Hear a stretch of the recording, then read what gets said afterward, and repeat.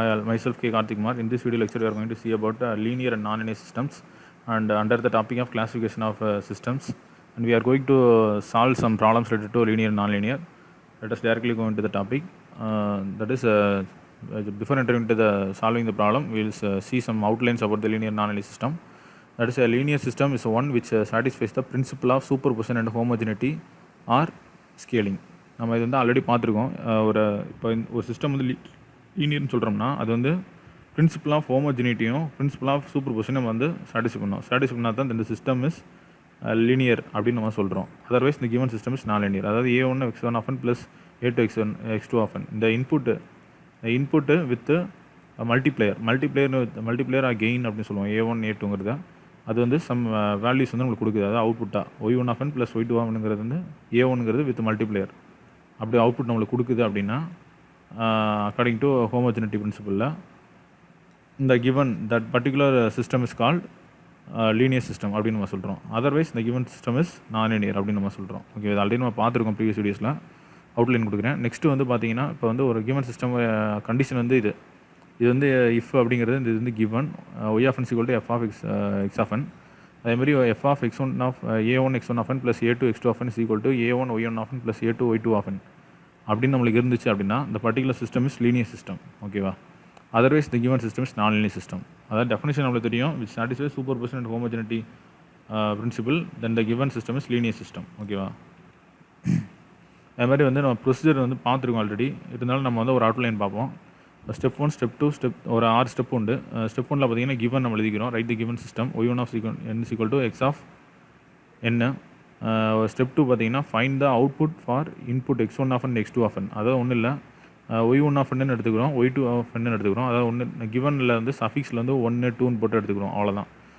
f of x1 of n, f of x2 of n இப்படி 2 term வந்துடுது. சிமிலராக வந்து y3 ஆஃப் n ஒரு அவுட்புட் எடுக்கிறோம் for the input x3 of n. அதே மாதிரி எடுத்து எழுதிக்கிறோம். ஒன்றும் இல்லை, இந்த கிவன் ஃபங்க்ஷனில் சஃபிக்ஸ்லாம் 1 2 3ன்னு அப்படி நம்ம போட்டுக்கிறோம். அவ்வளோதான். ஓகேவா? அப்படி எடுத்து நம்ம எடுத்துக்கிறோம் ஃபார் ப்ரொசீஜரல் ஃபார்ம். ஓகேவா?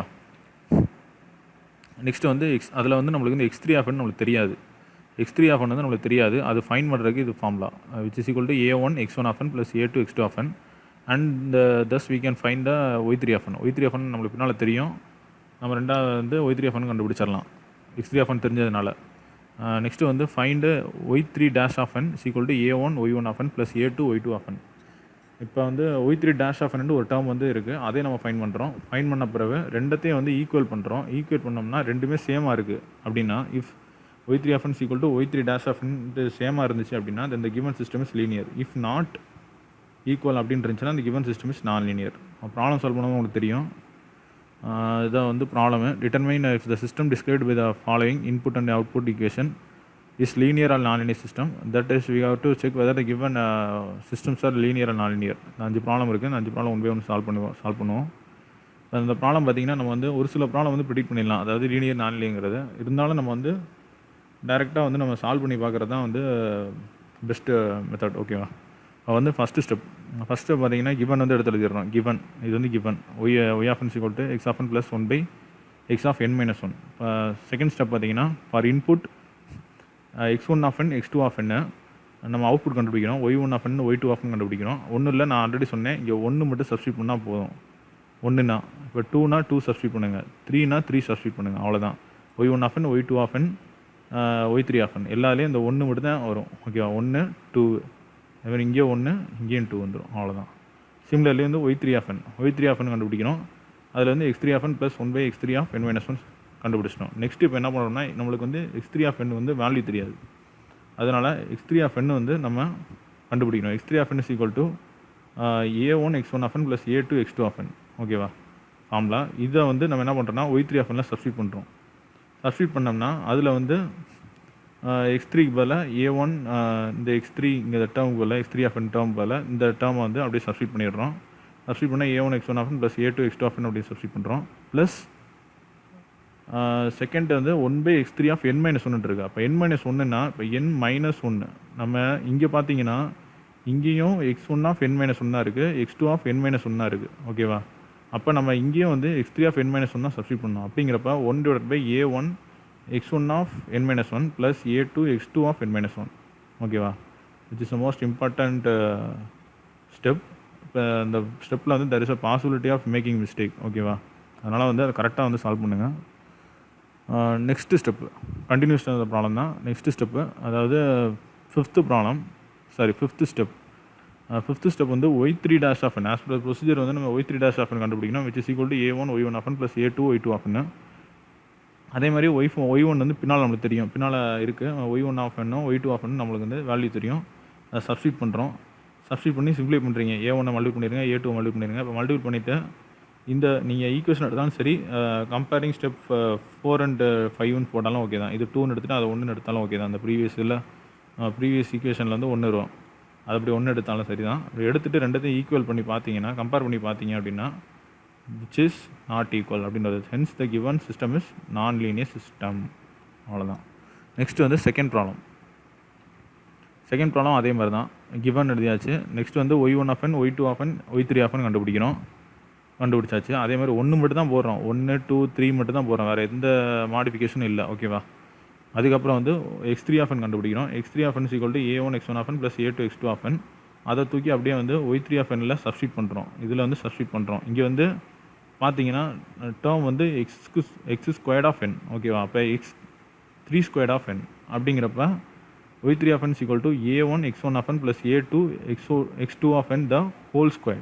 this is more important, whole squared வரும். ஏன்னா x3 of n தான் நம்மளுக்கு வந்து இருக்குது, x3 ஸ்கொயர்ட் இந்த n தான் இருக்குது. அப்போ இதை இப்படி தான் எழுதணும். இங்கே வந்து x3 of n is equal to a1 x1 of n plus a2 x2 of n. இந்த டேர்மை இங்கே சப்ஸ்டியூட் பண்ணோம்னா ஹோல் ஸ்கொயர்னு வந்துடும். இதை நம்ம a plus b whole square ஃபார்மில் கூட எக்ஸ்பாண்ட் பண்ணிக்கலாம், இல்லை அப்படியே வச்சுக்கலாம். சிம்பிளிஃபிகேஷன் தேவைப்பட்டுச்சு நான் பண்ணிக்கலாம். நெக்ஸ்ட் வந்து y3 dash of n நம்ம கண்டுபிடிக்கிறோம். இதில் which is equal to a1 y1 of n plus a2 y2 of n.